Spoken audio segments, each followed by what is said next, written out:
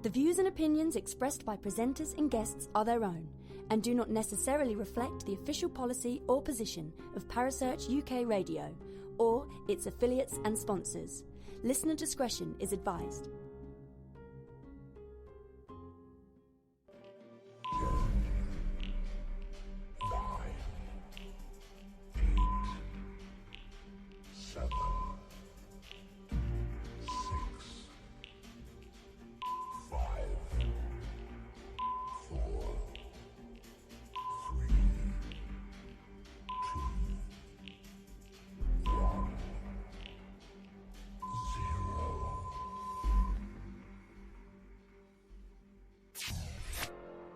You're listening to Paranormal Concept right here on Parasearch UK Radio with your host, Paul Rook.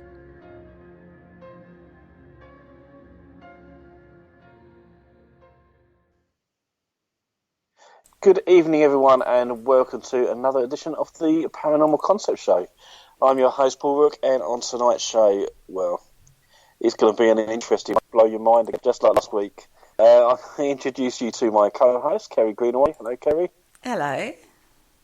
Hello. How are you? How's your week been? So far so good. A little frustrating today, but it's starting to pull together now. I'm writing a blog, and it got away with me. And then I went round the houses, and then I came back again, and then I was like, no, that's not flowing. And then I sort of picked it up after a couple of hours rest and had another look at it and thought, that's not as bad as I thought, but it's still not going quite how I wanted it to go. Is it the same blog that you sent me the other day?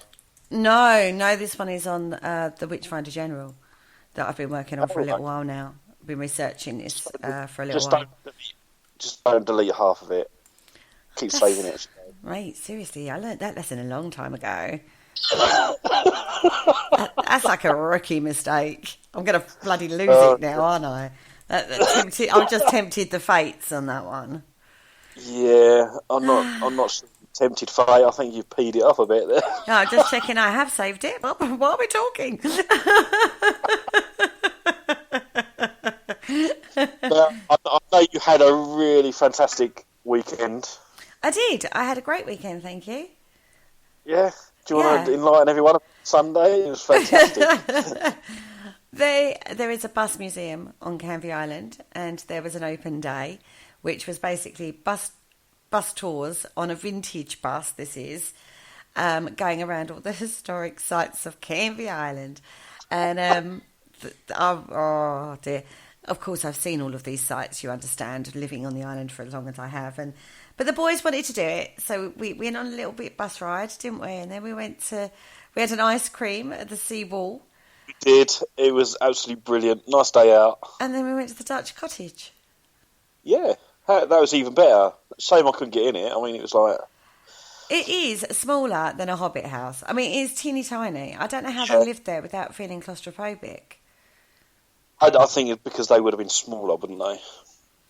I should hope they were, because if they were our size, then that's a little cramped. You couldn't even... I'm 5'2", and I couldn't stand up. I could just about, in between the beams, stand upright. Yeah. Right, so anybody taller than that, I couldn't walk around stood upright because of the beams. I got into like the living room area bit, and it just hurt my neck so much, just constantly ducking for everything. I know. So and you got to stand outside. The stairs to the upstairs were like lethal. Yeah. They were like... I just don't... At different times, different ages, the people were smaller back in the day, though. We have got big... I mean, God, look at teenagers now. They're like double the size of us, you know. They are. They seem to be huge compared to my age range, you know what I mean? But, I don't know. We were very little back then, that's all I can say. But there was some really lovely music and stuff, weren't there? There was some nice Dutch music. It was quite a pleasant afternoon there, really, wasn't it? It was, and the sun was out at that time, so that's good. And I picked up a couple of books, which is always good. See the remains of a V2 rocket? Yeah, we did. I didn't know that about my locality. There you go. So you learn something new every day. Exactly right. So all good. When I got home, I found another event that they're going to be doing. I know. I know you did. This is now obviously going to become a thing. Yeah, absolutely. I did see that today and thought, oh no. Here we go again. Don't worry, bring a picture all over that already. Anyway, tonight's show, we're going to be discussing spirit animals. Yeah. So, yeah, where are we going to head with this one? Because I know we discussed it before the show, and we said we'd sort of throw some ideas and concepts about. So off you go. Where do you want to start? Off I go. Okay. Well, one thing's for sure with this topic is animal mythology goes back so far. The worship and the adulation of animals goes back a long way, doesn't it? I mean, even now we look at animal totems, and that comes from like the Native American kind of side of things, doesn't it? And the South American side of things. Yeah, I must admit that I do know like little bits and pieces, little bits of gems of wisdom about the animal spirit. Like, for example, the Norse, the Vikings in particular. That's where the Rainbow Bridge comes from. Mm-hmm. Because they were very much, obviously they were travellers and stuff, but they relied so much on their animals, not only just for food but transport and everything else. So they sort of, it was almost like they worshipped their animals as well. So when they died, they crossed the Rainbow Bridge to Valhalla or whatever equivalent they've got. So it's quite an interesting concept. And I mean, going over to the Indians as well, like the Red Indians, Native Americans. When they're looking for their spirit guide, it's not you choose your spirit guide. Your spirit guide chooses you, which is another concept I quite like. And the idea is that they, at a certain age, I should imagine, they sort of meditate, and as they're walking through their dream state, they'll look over, for example, and there might be like a lizard or something sitting on a rock, and that is going to be their spirit guide. Or they might look up in the sky and see an eagle or a bear running towards them or something. And yeah, the first animal they see is basically, that's what they take as their spirit guide. They were very, very closely linked to their environment, and they were very good at reading signs from nature in regards to weather conditions, and they would see omens and portents in the environment around them. So they were very, very good at reading their environment and living with their environment and the animal life that was around them. And they would want to embody some of the qualities of the animal that they were chosen for, if that makes sense, or that chose them. Yeah. So they would want to do that. A lot of names linking, obviously, to animals comes from a premeditation that the father would do before the child was born to get the name. Okay. So they were very, very, the point is they were very, very integral as part of their worship and their belief system, the mythology surrounding animals. And that still carries through to today. I mean, there's still a huge interest in what animals mean and, stuff like that, really, isn't it? Absolutely. I mean, I do know, obviously, with like the Native American Indians, like their biggest main animal guide would be the wolf, because obviously back in the day the people would be off hunting and stuff like that, and that's what the wolf is. The wolf is like the master hunter. But also in regards to family and community, it's a very close knit thing, isn't it? Absolutely, because obviously they've got the pack and they work as a team, and it seems to be a good characteristic to employ as a human. So that sort of took it on as a main role. Yeah. Like role. I mean, eagles, I would say a lot of the majestic animals. We were laughing earlier before the show about what would your spirit totem be? And you said you wanted to be a spider. And I was like, yeah, like, nobody wants to be a spider. Do you know what I mean? Nobody wants to have a spider as a totem. Although I did get told off by a bear medicine walker once upon a time, but for knocking the spider and not revering the spider, because the spiders are quite... again, it's very iconic, isn't it? When you think of some of the myths and legends like arachnid that from the Greeks and stuff like that, you know, when you think of that as a totem, again, it carries through mythology and folklore and stuff like that. Well, that's so you it. see I mean, common themes. Yeah, I mean, as I read out to you about the spider, it was like a controller of destiny. It weaves the pattern of your life, basically, and it keeps in control and keeps the balance and everything. So, I can understand why that would be an important creature for a spirit guide. Because it does keep the balance. It's not quite as cuddly as a wolf, though, right? No, exactly. But it keeps everything in control, keeps it, as I said, balanced, and and we all need that balance in our lives at some stage. No, yeah, that's one of the biggest causes of problems with people is then life becomes out of balance. They don't know how to get it back into balance. You know, that's because people keep attacking spiders with hoovers and things. That's going to go that one. I do that. Hands up, I do that. I'm not going to lie. I'm an evil, wicked person. It's not part of my spirituality at all. In fact, bugs of any kind can do one. Yeah. Although today I was thinking, right, this is a little thought pattern that went through my head. Wasps. This is going to be dangerous. Right, wasps. Yeah. When I was younger, and we was hanging out at the beach, right, there'd be hundreds of wasps. It'd be horrible. You wouldn't be able to eat your ice cream, would you? Do you know what I mean? Because of the wasp factor. Now, you don't see so many wasps, do you? No, you don't, to be fair. And even with the bees as well, you don't get to see too many either. But apparently they're on the decline anyway. Yeah, bees are in danger. We need to sort our bees out. I don't mind bees. Bees are okay. Talk to bees. Bees do as they're told. Yeah. Right, actually, I think they're also linked... Well, they're very linked to fairy lore bees as well. Mm. Or it makes me wonder, actually, if they would... maybe a misinterpretation sometimes, the crossover between bees and fairies. I don't know.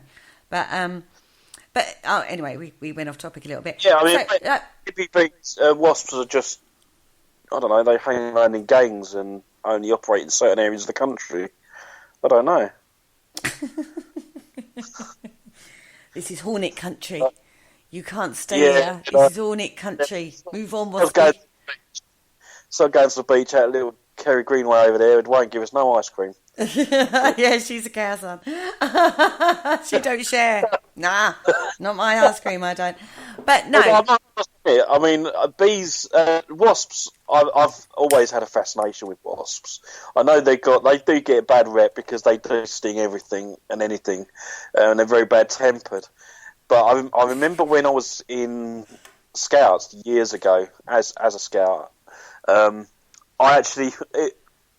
we used to put bee and wasp traps around the site so we don't get the wasps in the campsite, and we'd go back to them a week later and all the wasps have been inside nicking all the sugar from the jam, and it just crystallises it. It's really strange to look at, and occasionally when you do get a wasp land on your dinner plate, you get to see it.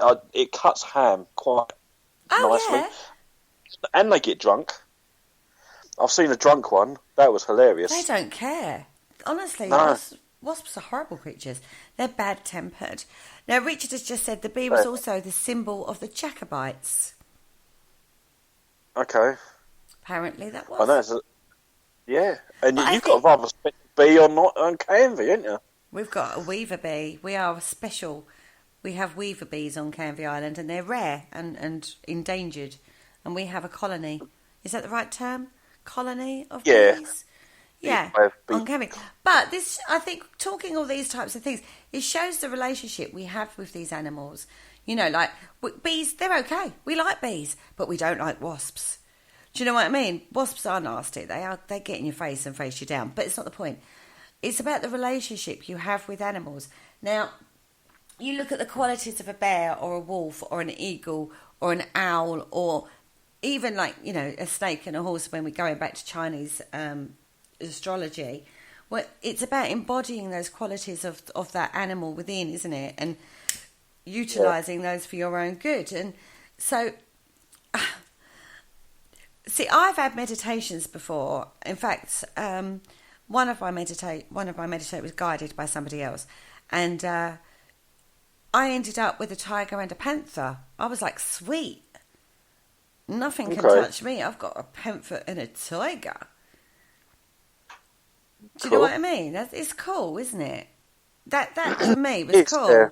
And then whenever I felt in a situation I couldn't handle, I envisaged my tiger and my panther walking beside me, and it certainly stiffens your resolve and your back. It certainly does have an impact on you. I mean, I don't really go into this whole spiritual animal guide thing, but I do with the Chinese animals. My animal for birth was dragon. And I do see some similar qualities, what you would expect from a dragon, from me, if that makes sense. Very strong-minded and stuff like that. So, yeah, I mean, I can understand there is something in it, definitely. Well, I'm a rooster, as we discovered on that show, and I certainly don't embody any of those qualities. I'm denying that I embody any of those qualities, although it sounded pretty damn familiar, I'm not going to lie. So the relationship between humans and animals, I mean, I remember talking to somebody, one of the American investigators, right, to be fair, and this was a weird one. I'm going into a completely different realm now. I'm coming off of folklore, going into ghost stories. And I still don't know quite what to make of it, right? Because he saw ghost cows on an investigation. Well, why not? It's possible. Well, yes, it is, but I've never heard of something like that before. No, I mean, I've heard on like medium nights and things like that where mediums talk about spirits of animals coming up to you, like cats and dogs, because obviously that's the traditional pet stuff. But yeah, I mean, that only stands to reason that I suppose farmers might have spirits of cows and sheep and stuff around them, just the same as a dog or cat. Having said that, though, if you believe in, if you think about the stone tape theory and it's recording a moment in time for whatever reason, why wouldn't there be spirit animals in that? Yeah. I mean, as Joe's just said in the chat room, actually, the spirit horses. But they have a very close relationship to their owners too. Horses do. Exactly. Yeah, that's a very personal, very intense emotional relationship a human will develop with a horse, a dog, or a cat, that kind of thing, even a bird to some degree. Say, for example, a farmer, I mean, I'm sure he would have got quite down and intimate with his cows for the milk. So you don't know what that cow thought of him, really, do you? True. So, yeah, it just sort of makes sense. Yeah. Yeah. I just found that, you know, like when something maybe is like a little step too far? I don't know. It's very close-minded of me. I'm not going to sit here and lie. That is an incredibly close-minded. Why not a ghost cow? Yeah? You hear wagons with, as Joe has just said, you hear wagons with horses. Cows are working animals too. Yes, they are. But I don't know. I mean, a lot of people, you know, when they try and disprove the spirits and stuff, they always bang on about cavemen and dinosaurs. Why are there no cavemen dinosaurs, and why are there no dinosaur spirits? And I've actually got quite good good response to that. And I know we've talked about this before, but working on the same principle as, I don't know, if you see a Roman soldier walking down the road and he hasn't got no legs, it's because of the ground level. Yeah. With dinosaurs, again, it'd be the same thing. Because when you dig up dinosaur fossils, they're like 20 foot underground. So if there's any spirits of dinosaurs, they too must be like 20 foot underground. How tall was the tallest dinosaur? Well, I don't know. I mean, yeah. So what we would actually see is just a head bobbing. Yeah, but then... Yeah, but you don't know how deep they go. But is it down to, right now, here's a doozy for you. Is it down to level of consciousness that an animal portrays as to whether or not it's able to be a spirit, like we say humans become spirits because we have consciousness? Is it level of consciousness within the animal as to whether or not they could possibly be a ghost? But, I know we haven't proved that ghosts exist, everybody, but we're talking hypotheses here, everybody. So, yeah, so that's... Is it again, down to level of consciousness? That's just another theory. But then, again, also, I mean, we all said about the dissipation of energy. All energy dissipates at some stage. No, it transforms. Well, it still changes. Well, it still alters, doesn't it? So maybe it has just run out of power. Our battery just exhausted itself. Or it's been absorbed back into nature. Yeah. You know, it's been transformed. I mean, I think dinosaurs and a lot of other kind of creatures on the planet, there are differences, would have just working on pure instinct. Yeah, they're not consciously thinking, she's a bit of an all right lizard over there, I think I'll go and have babies with her. You know, it's just like, she's on heat, I'm going to do it. Right? This is quite base, isn't it? And then... But then you have things like attraction, even between dogs and stuff. You know, when they make couples, don't they? I come flying by the seat of my pants on this one, but I'm sure that there's a testing out period to see if they actually get on, and then the hormone pheromone kicks in. But the dog or the cat or that level have to have a bond first. I don't think you'll find a stud horse doing every in-season horse. I don't know. I thought there was some level of attraction. I don't know about the mating practices of horses, to be fair. But it would show a level of... But wouldn't that show a level of consciousness? Like, no matter how fit you think yours is, if the stud horse don't like it, he ain't going to go for it.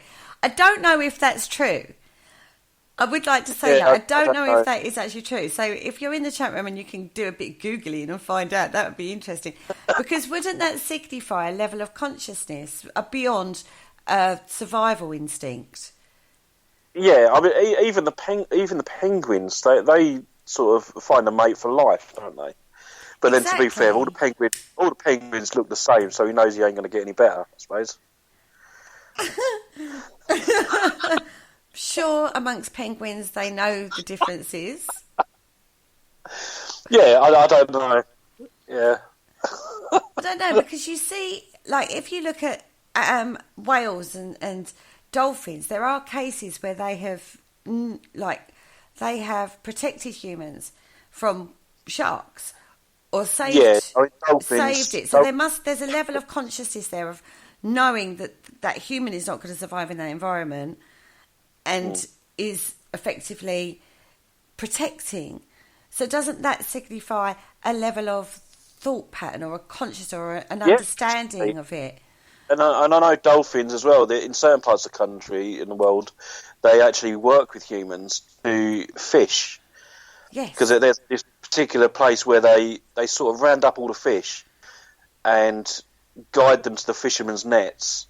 And when they're caught, the dolphins then know that they can have a few. And then the fishermen obviously take the rest. So they've learned over the years that's the process. Cormorants as well. In the Malaysians. Yeah, dolphins are very... See, that's what I mean. They're intelligent.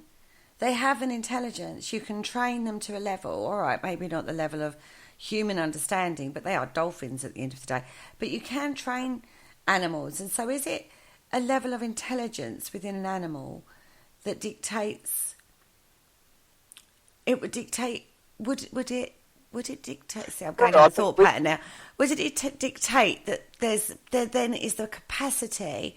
So if they have got a level of emotion, then they are able to form a bond with another being with emotion. And is that what creates the sightings or the activity surrounding... We then believe that they would be able to come back because they have shown that level of emotional connection. Yeah, I can understand what you're saying. I don't know. I just can't see a herd of cows having that. No, I think that's where I have problems with it. Again, I think this is quite new for this generation to see this sort of working together, and in particular with the dolphins. I don't think it's a case of that we're training them to do this. I think they've just learnt it, and they know by herding in all these fish for us to catch, they know that there's some there that they can have as well, and we've allowed them to have it. So it's almost like reinforcing their behaviour. So they encourage, like we're encouraging them, but it's something that they've learned to do over the years. Yeah. So they just do, so they can be fed. But we know that animals can be trained on that under that sequencing. I think it's called Pavlova. With dogs, he did an experiment with dogs, and every time he rang a bell, the dogs would display.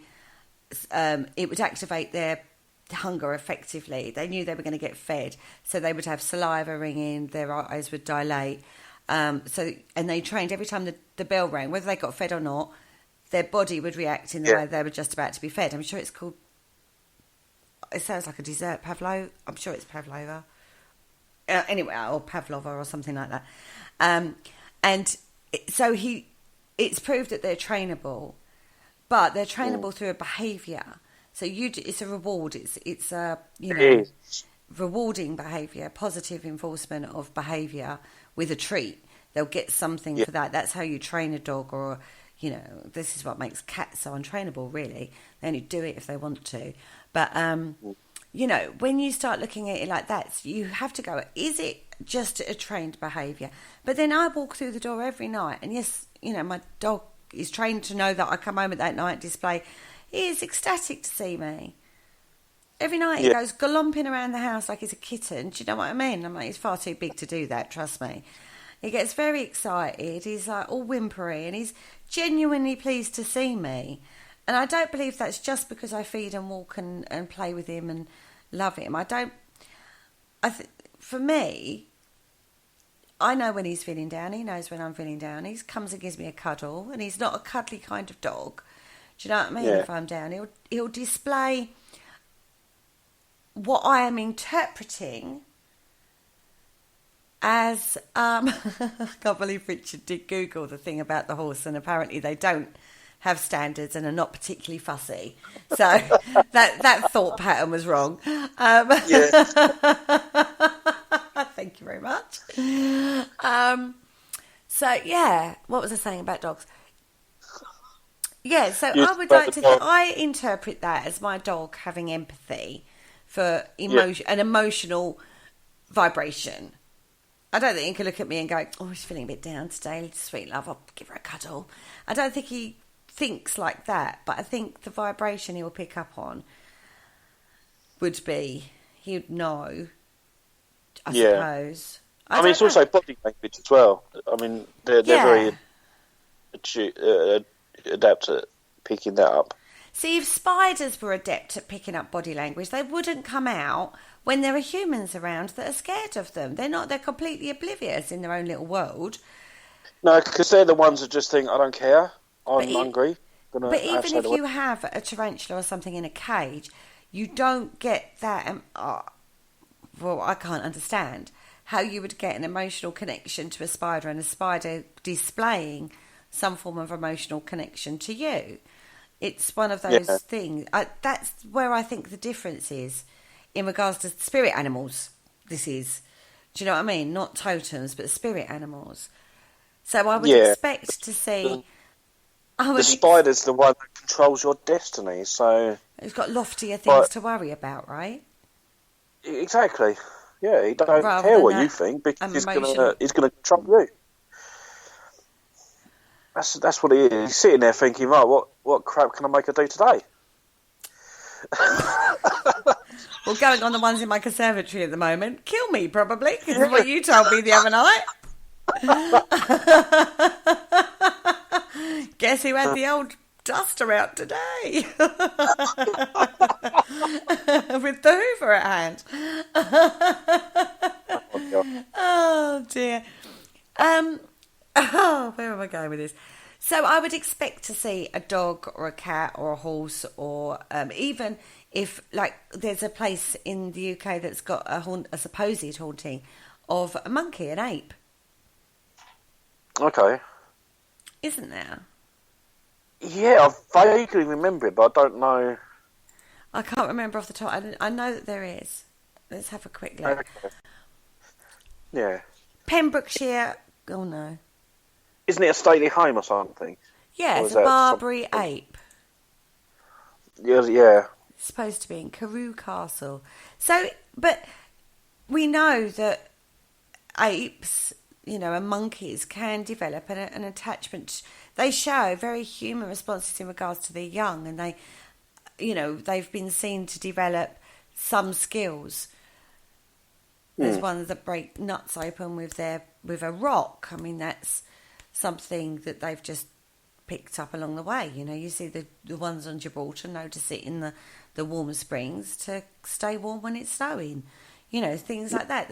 There's an understanding of their environment and an intelligence there that you don't see in other animals. Even birds. Some birds are quite intelligent, aren't they? But there are a lot of species that you look at, and quite frankly, they're just living on a survival rate. They're not thinking, feeling. They are just doing their thing. I know, like, in particular, the monkeys and the apes and stuff, and the chimps. They're very. I think they're almost very much like the wolves. That they've got this sense of family and community, and with the apes in particular, they will look after. They look after their own. Obviously, you've got the silverback, which is like the head of the family. And he would do what he can to protect the females and everyone else that live in his little community.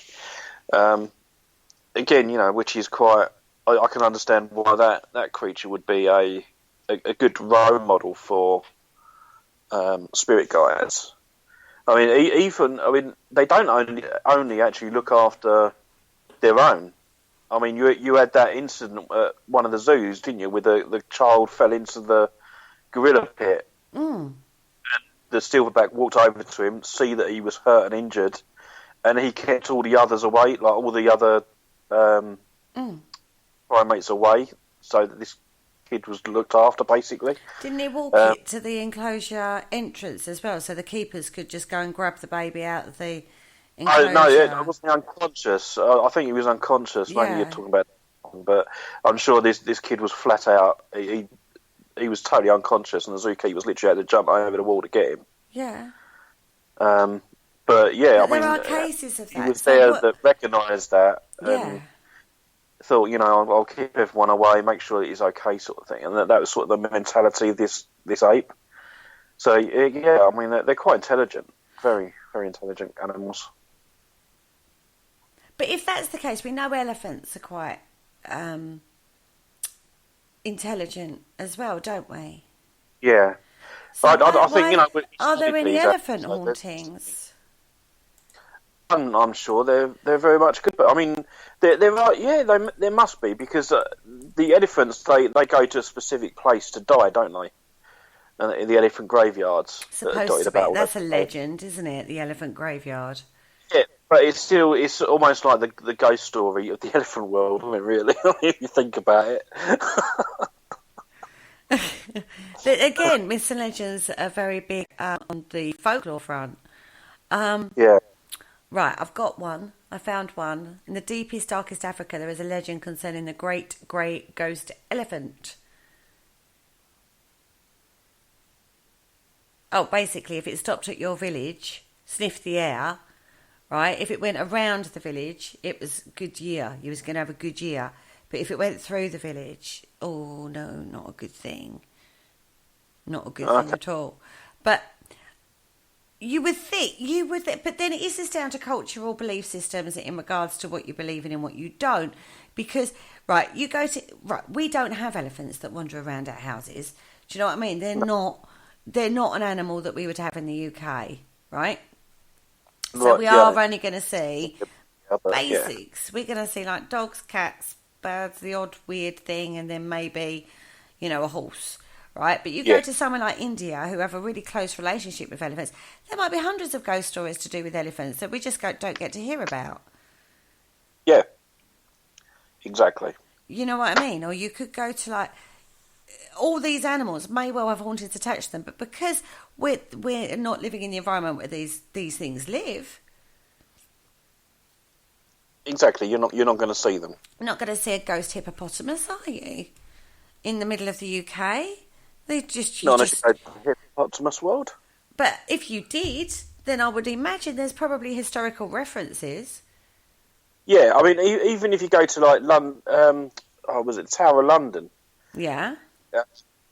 I don't see why you don't get animal spirits there, because at one stage it was London Zoo, where all the sailors used to go out and discover these brave new worlds and bring back the animals for the king and things. That's where they were all put. It was the London Menagerie. Yeah. And they had all the tropical animals all around there. So it's only stands to reason that, if anyone was to do a ghost hunt around the Tower of London, you might pick up on some animals. And some quite exotic ones as well. If they want to haunt, that is, if they haven't gone to rest. Well, that's what I'm saying. It's a possibility. I suppose it's a possibility. Yeah. And Richard in the chat room. But then most of them died. They've got the Black Shuck legends. But they're all over them. Well, yeah, they are. But most of the animals that were housed at London Zoo, the Tower of London, ended up being moved to London Zoo. So surely by that reckoning, then they would haunt London Zoo. And not the Tower of London. Well, no, because the ones in the Tower of London, we're going back to like medieval period, so I would have thought there'd be a few still around there. I just don't see a white bear thing. Can't remember the name of them. Well, you mean like polar bear? Thank you. The polar bears. I can't. Or an old brown bear, maybe. Yeah, I can't imagine them doing it. I can't see them haunting. I just can't see it. I just think if that was the case, it would be more to do with, I don't know. This is where I think it all gets a bit weird in regards to belief system. If you believe you're going to see a animal in an investigation, the chances are you're going to, like the Barbary ape at that castle. Whereas, because that's a myth and legend that it's built up, you experience saying, oh, it's the ape. Do you know what I mean? But where you go to the Tower of London, you're not going to get a polar bear haunting. I just don't see it. Or am I being very close-minded about this particular topic? I think you're being close-minded because it's still a possibility. They did house animals there. Yeah. I don't know how long a period that they held them there for, but they were there. I mean, it'd be no different to someone that's, I don't know, moved house about 3 or 4 times, and when they die, they've haunted all 3 houses. It's no different from that, really, is it? But there are no accounts of it. No, but then no one investigates it. No one investigates the Tower of London because it's still residential. Well, People still live there. So but where they were kept is actually external. It's on the wall. It's just outside where you enter the Tower of London now. So you could, except it's the middle of London. It's a nightmare to investigate anywhere. It's still have like high EMF from all the lights and stuff. It's not. You're not going to be able to get any verifiable thing. It'll be a personal experience if nothing else. But is it, again, we go to, is it a belief of what you're going to see, or is it actually something that's happening? If you went, say you did go to the Tower of London and you knew about the animals and then you had an experience where you thought you saw a lion walking, I don't know, down the moat or something, knowing that lions are kept there. It's not too stretch of an imagination to put two and two together. It's, I don't know. I think you're more likely to encounter something like a dog or a cat or a horse or, even a bird of some form if the legend is attached to it, because it's there, it's out there. You've probably read about it somewhere or seen it on one of the most haunted, one of the TV shows or something. I think you can't underestimate the power of information that you store that you don't remember and can call forward in certain circumstances. Well, Richard has placed in the chat room that there's a theory about a river serpent myth around East Anglia that may be connected to the escaped animals from the London menagerie at the Tower of London. What, so they all joined together and became a river serpent? No, they would have brought back one, I would have thought. What, a river serpent? So you're talking about a snake? I would have thought it'd be it might be like an anaconda or something. A snake that lives in the river, and it escaped. It's a possible link. But there are accounts of people having experiences with he talked about the Black Shuck legend as well. There are people having experiences of things like, and multiple accounts, not just one single account, but multiple accounts of something that's actually straight out of folklore, which is the Black Shuck, which is big black dog. Yeah, and they're all over the place. Though. I mean, I know there's place. I think there's one in Malden. Mm-hmm. There's even one of those sort of stories in Basildon, believe it or not. Yes, just down the road. Yeah. And it was quite a recent one as well, probably going back about 15, 20 years ago. That's the one I know about, but I'm sure there's plenty of others. Again, down in Yorkshire, I think there's a few black sharks. There's Cornwall, Devon, that sort of area as well. Yeah. So this black shark does get about. Again, it's a mythological creature, isn't it? So is it coming? It's a difficult. Again, it's very hard to call this one on trying to make sense of it, because you go, is it because?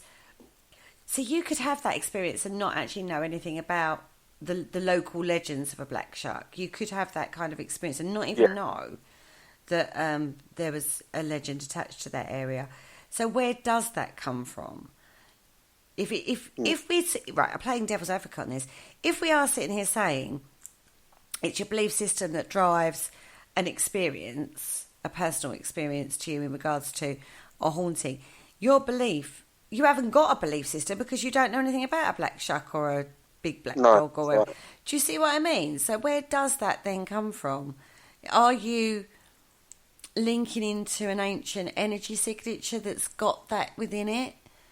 So you almost do it, or is there another realm that crosses over occasionally, and this is part of that other realm? But it could also be some sort of personal experience that someone's had while they're intoxicated, and just through word of mouth, it's just got twisted and turned into a demon dog eventually. Possibly, but in Scotland, they're not revered as demons. They're like the demon dog. They're not revered as that. They're revered as a protector, and they quite often would say that the black dog is looking over the children. That carried through to when there was a migration. That's a common theme as well. That legend of the black shark being quite a protective spirit actually goes over into America as well. So that legend spread over into America from Scotland. If you look at Ireland, they've got legends surrounding the black shark and stuff like that. It is quite prevalent, and it even goes down into Europe, but then that seems to peter out.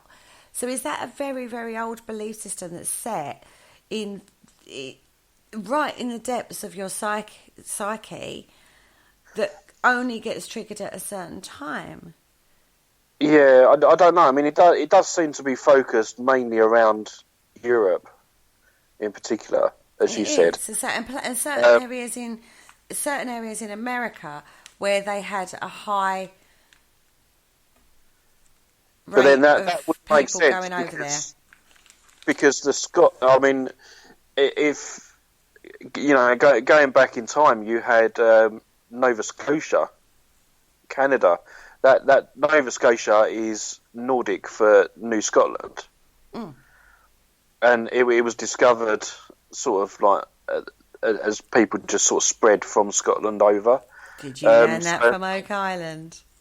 I knew that before, but you did, didn't you? You learnt that from Oak Island. No, not particularly, but they would have carried that myth around with them. So it only stands to reason that myth would carry over to America. Yeah, as it spread. I totally agree, but I think then that shows how folklore can spread. Yeah, definitely. Really, because it does depend on migration of people, and with migration of people, you get a migration of belief systems and beliefs, and traditions. So that's where you start getting crossovers between the two. It would be interesting to look at. See, this is the problem when you start talking to the Africans and stuff like that. They were so enclosed in their own culture for so many years that trying to work out whether there was cross-cultural references there is possible, and there does seem to be some, but because our knowledge of those cultures isn't particularly as grounded as it would be in regard to something like the Vikings or the Native Americans or something like that, then it becomes a little tricky to pin it down. So we wouldn't necessarily know these kind of folklores that are around. But I have to say, I find the whole thing with the animal connection very fascinating. And, I mean, have you ever had an experience with an animal ghostie while you've been out and about? Not that I've been aware, but the only closest thing I've had, and I suppose it does wind me up a little bit, is when you go to like medium nights. And so, I mean, I can understand when they say, like, oh, we've got a spirit of a dog and it's coming close to like you in particular because it's your dog, and they go into a little bit about the dog and stuff. But it's when they go, oh, and the dog has said it's all right and it's happy where it is and stuff, and I'm like, that's the bit that winds me up, because it's like, well, when did this dog learn English? But it didn't, because some mediums don't have the clear audience, so they're seeing images and they're feeling impressions that spirit are putting on them. So it's not always about the dog sitting there and going, "Hey, just tell mum, I'm fine."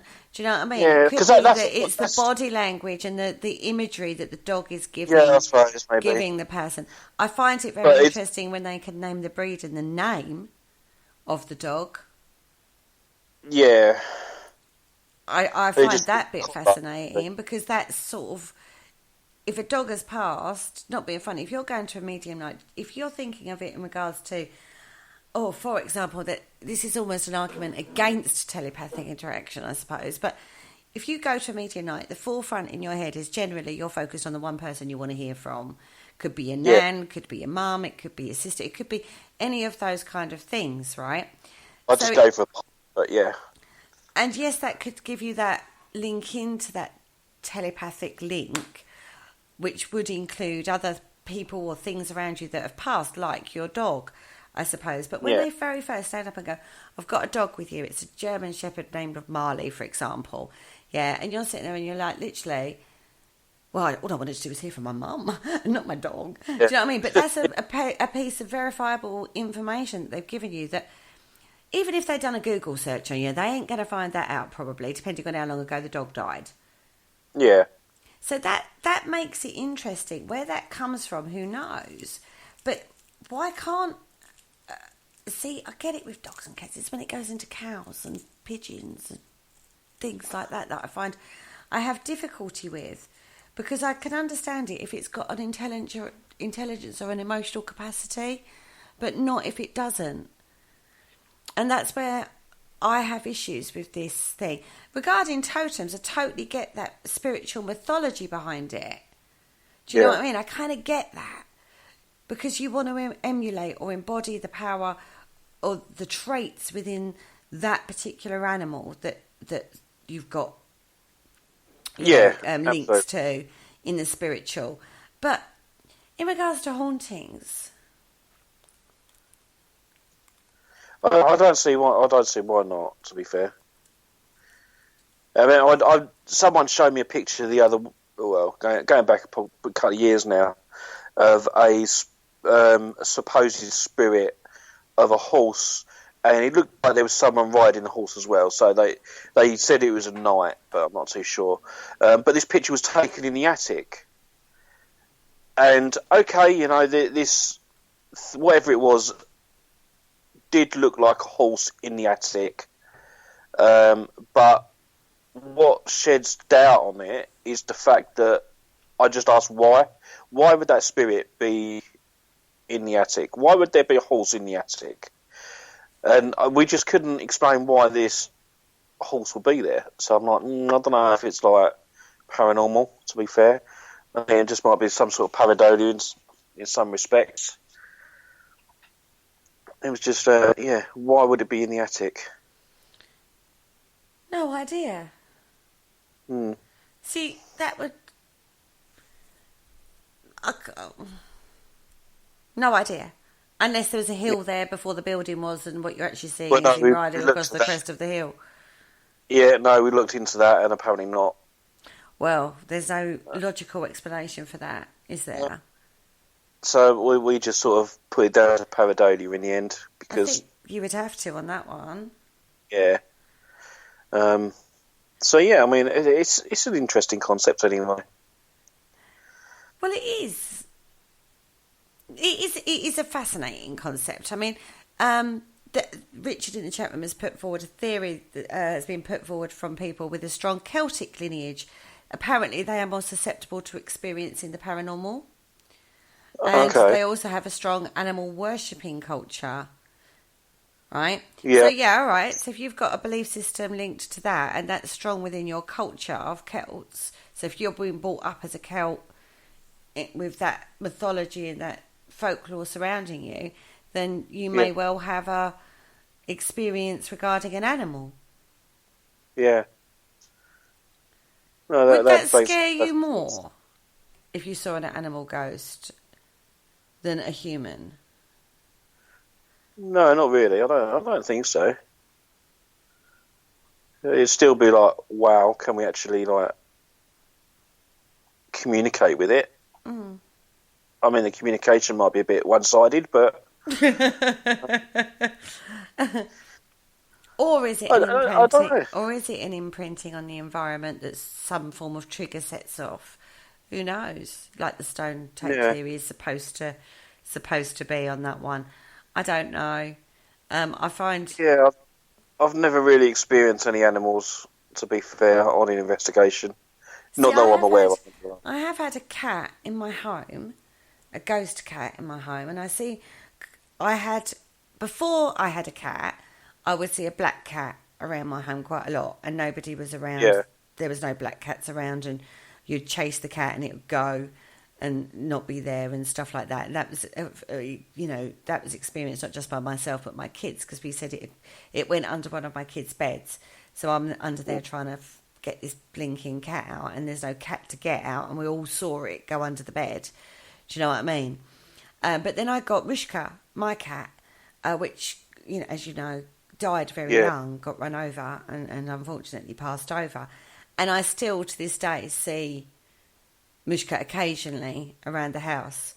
I'll just see something, and the dog reacts to that too. So the dog will get up. You saying about that as just actually sparked a memory. Yeah, I think we experienced a cat in Kelvedon Hatch. You know where the medical bay is?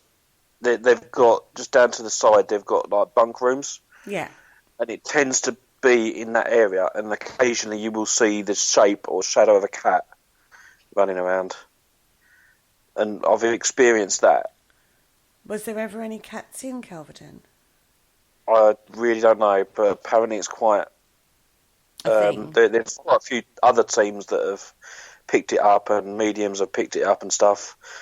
So it is sort of reported to be there.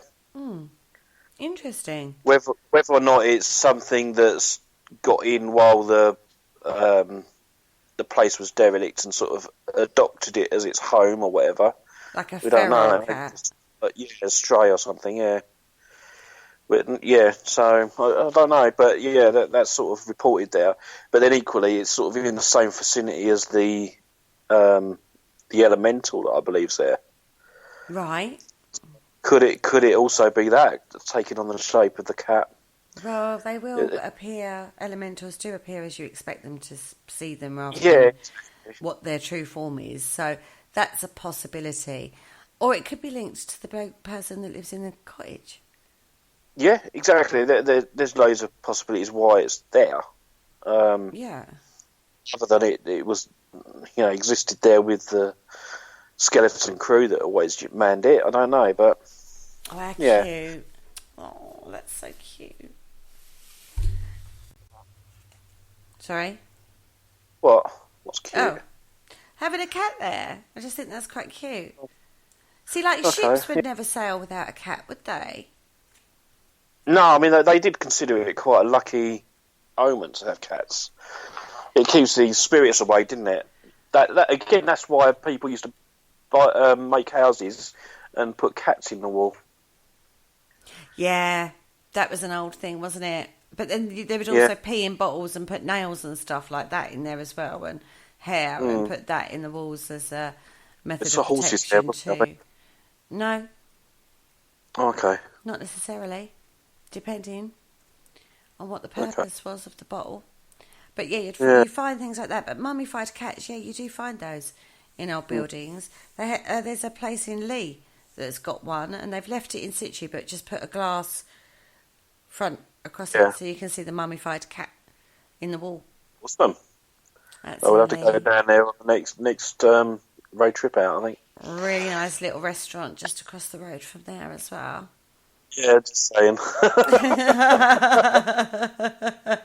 Okay, well, on that note, we've pretty much come to the end of the show. So what's happening in the following week?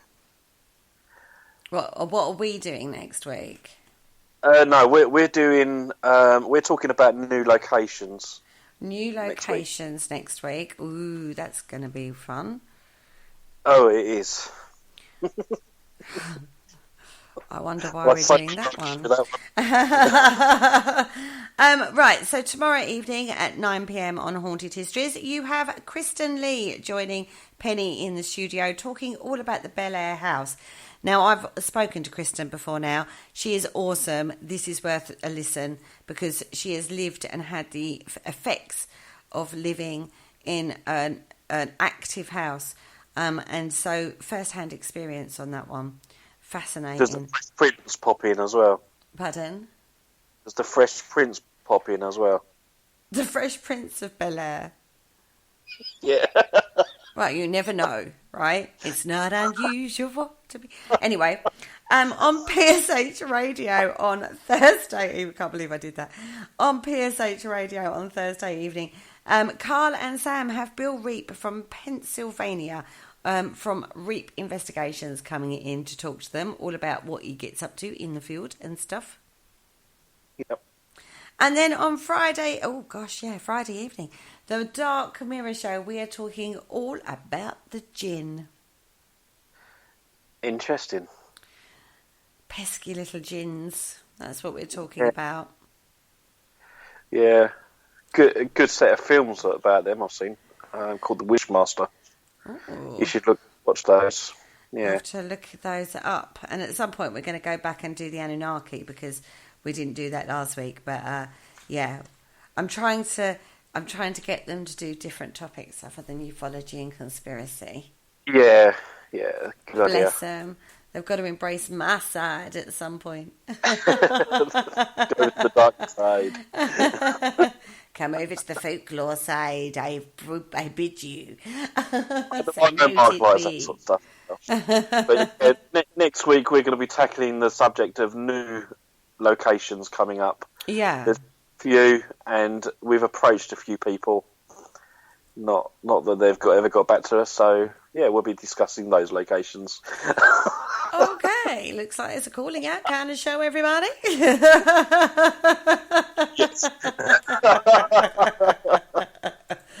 Oh dear. Thank you for joining us in the chat room. Thank you, Kerry, for joining me as always. And it's a good night from me. And it's good night from me. Thank you for listening. Don't forget to join us for more shows throughout the week. Find us on Facebook, Twitter, and the World Wide Web to keep up to date with all the shows right here on Parasearch Radio.